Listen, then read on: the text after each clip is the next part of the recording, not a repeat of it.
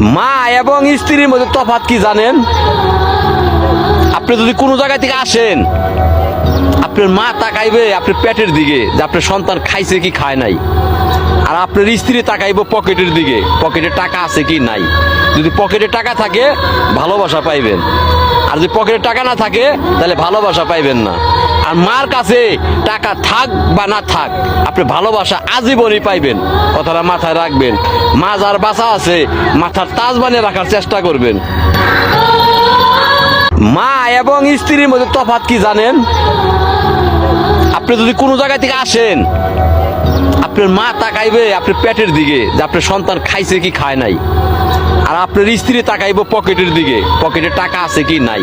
যদি পকেটে টাকা থাকে ভালোবাসা পাইবেন, আর যদি পকেটে টাকা না থাকে তাহলে ভালোবাসা পাইবেন না।